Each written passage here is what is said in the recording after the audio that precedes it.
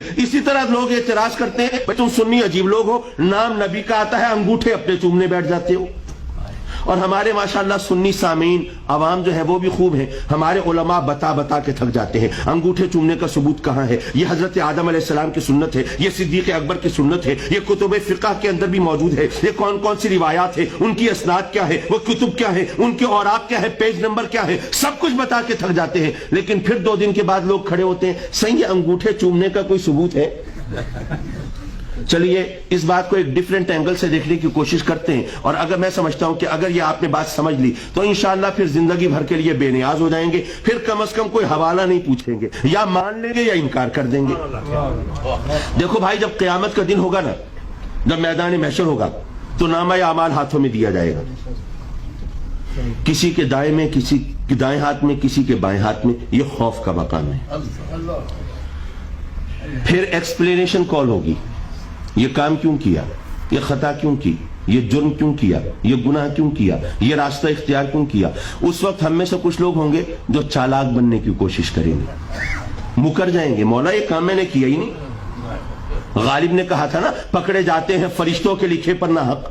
آدمی اپنا کوئی تادم تحریر بھی تھا، مولا فرشتوں نے اکیلے اکیلے بیٹھ کے نامہ اعمال لکھ دیا. ہمارا کوئی بندہ تھا، کوئی کراس میچنگ کی کوئی صورت تھی. لوگ کہہ دیں گے مولا یہ تو میرے پتہ نہیں فرشتوں نے کب کی دشمنی نکالی ہے، ہمارا تو کوئی زنجر زمین کا جھگڑا بھی نہیں تھا. شاید بھول گئے ہوں گے، بھول چوک تو ویسے ہی معاف ہوتی ہے. کچھ چالاک بنیں گے، مکر جائیں گے، انکار کریں گے تو رب کائنات پھر زبانوں پر مہر لگا دے گا. پھر ہمارے جسم کے اعضاء کو زبان ملے گی. Our organs would be given the tongue and power to speak. ہمارے اعضاء کو زبان ملے گی. ہاتھ گواہی دیں گے مولا نامہ اعمال میں صحیح لکھا ہے، یہ ظلم اس نے ہمارے ذریعے سے کیا تھا.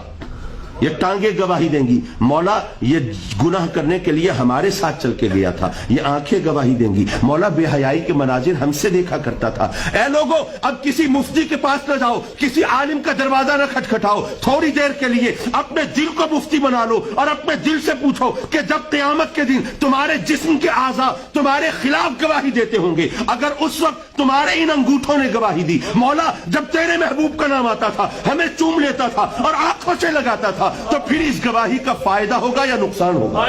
سبحان اللہ، نعرہ تکبیر، نعرہ رسالت، شان مصطفیٰ، عظمت مصطفیٰ.